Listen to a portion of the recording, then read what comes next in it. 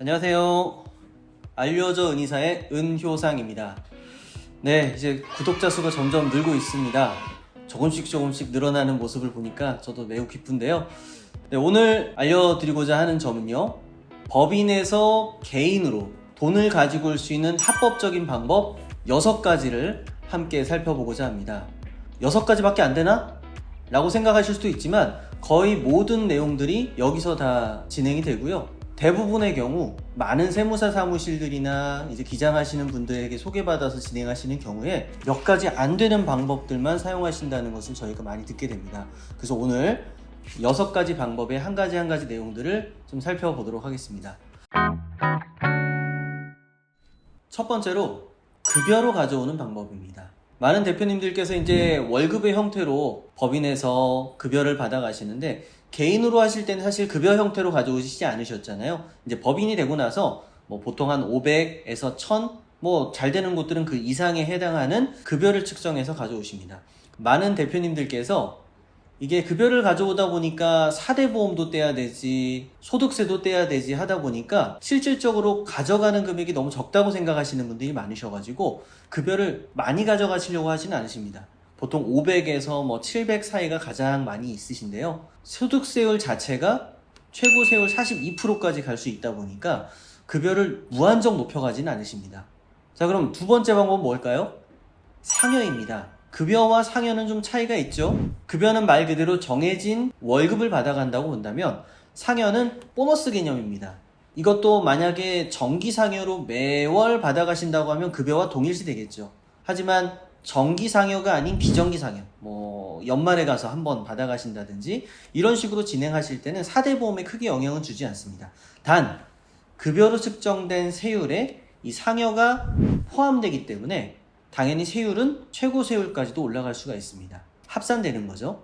세 번째로 가져가시는 방법, 이제 배당입니다. 보통 배당과 이자는 배당소득세라고 해서 이자소득세라고 해서 15.4%의 세율로 부과가 됩니다. 그런데 이것은 분리과세 적용을 받는데요. 2천만 원까지는 15.4%지만 2천만 원을 초과하는 그 부분에 대해서는 다른 종합소득들, 급여라든가 상여라든가 임대소득이라든가 이 모든 것들을 합산해서 종합관리를 하게 됩니다. 그러다 보니까 금융소득 종합과세 대상자라고 해서 세율 자체가 근로소득세하고 동일해요. 종합과세되는 소득 금액 자체가 최대 42%까지 올라갈 수 있기 때문에 상당히 부담이 되겠죠. 네 번째로 많이 가져가시는 방법이 퇴직금인데요. 개인 사업자로 계셨던 분들은 사실 퇴직금이 없으시잖아요. 그런데 법인 사업자가 되는 순간 법인에서 급여를 받으시는 근로자와 동일한 자격을 갖추시게 되기 때문에 물론 근로자하고 동일한 조건으로 퇴직금을 받아가진 않지만 퇴직금이란 게 생기게 되는 거죠. 그래서 뭐 보통 3억, 5억, 10억 가까이 되는 퇴직금을 받아가시는데 일반 근로자들의 경우는 보통 1년 근속하시면 한 달치 급여만큼을 퇴직금으로 받아간다고 생각하시잖아요. 엄밀히 따지면 대충 한 월 8.3%의 적립금을 받아가신다고 생각하실 수 있는데 대표님들은 그것보다 2배에서 많게는 한 3배 정도의 금액을 더 가져가실 수가 있습니다. 그 정도의 차이가 있고요. 다섯 번째로 살펴볼 내용은요, 주식을 이용하는 방법입니다. 법인의 경우는 누가 주인이죠? 주식을 가지고 있는 주주들이 주인이십니다. 그래서 내가 100주를 가질 수도 있고 1000주를 가질 수도 있고 10,000주를 가질 수도 있어요.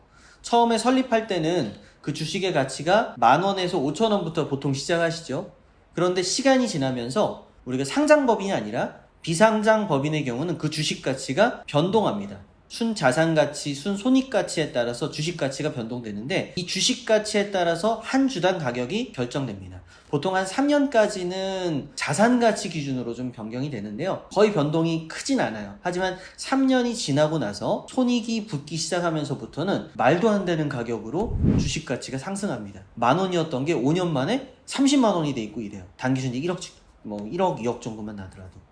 그러니까 회사의 상황이나 자산의 상황에 따라 조금씩은 다를 수 있지만 주식 가치가 크게 올라갑니다.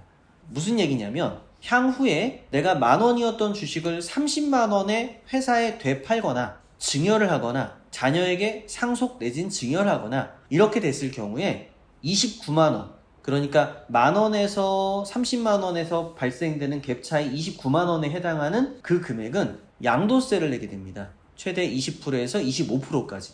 그러니까 세율 자체가 좀 부담을 느끼는 분들이 계세요. 그런데 이 주식 가치를 활용할 수 있는 여러 가지 방법들이 있습니다. 예를 들어서 미성년 자녀에게는 2천만 원, 성인 자녀에게는 5천만 원, 그리고 부부간에는 6억까지 비과세 증여를 할 수 있는 그 한도 내에서 주식 가치를 사용해서 움직일 수 있는 방법들이 있습니다. 보통 이제 많은 컨설팅 업체들에서 하는 자사주 취득이라든지 이익 소각이라든지 이런 케이스들이 다 주식을 양도하는 방법을 통한 컨설팅을 통한 법인에서 개인으로 사유화할 수 있는 그런 플랜들로 많이들 진행하고 있습니다.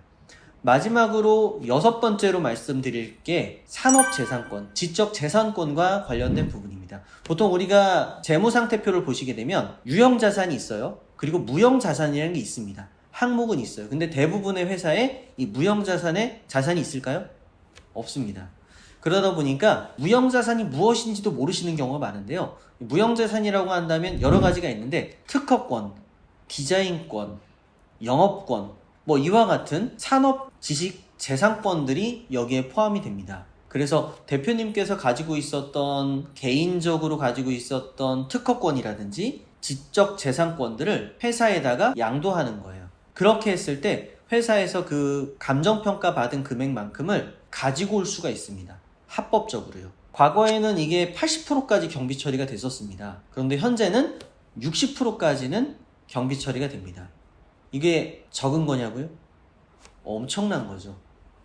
내가 만약에 10억의 특허권 내지는 영업권을 평가를 받았다라고 가정해 보겠습니다. 그러면 그 10억 가운데 6억은 비과세, 남은 4억에 대해서만 세금을 과세합니다. 물론 그 4억에 대해서는 종합과세되기 때문에 42%의 적용을 받는다고 할 수도 있겠지만 그렇다 할지라도 6억에 대해서 비과세 처리됐잖아요.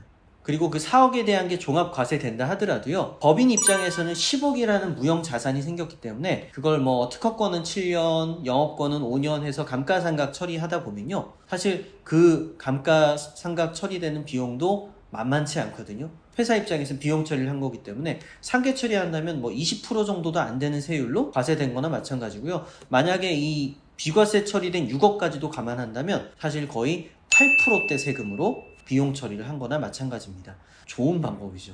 그래서 상황에 따라 다르겠지만 법인에서 개인으로 가지고 올 수 있는 다양한 방법들이 있습니다. 지금 말씀드렸던 여러 가지 방법들 가운데 일부 내용들은 정관상에 명확하게 명시가 되어야 되는 부분들이 있습니다. 따라서 우리가 가지고 있는 회사의 정관이 원시 정관이거나 컨설팅 요소가 가미가 되지 않은 몇몇 조항들이 빠져있는 그런 정관들이라면 정관 재정비를 하신 후에 이러한 여러 가지 방법들로 가지고 올 수 있는 그런 여부들을 체크해 보실 수 있겠습니다. 정관과 관련돼서는 조만간 다른 영상으로 소개해 드리도록 하겠습니다. 오늘은 이렇게 해서 법인에서 가지고 올 수 있는 합법적인 방법 6가지에 대해서 간단하게 다루어 봤는데요. 한 가지 내용들과 관련돼서는 좀 더 디테일하게 다른 영상으로 찾아뵙도록 하겠습니다. 감사합니다.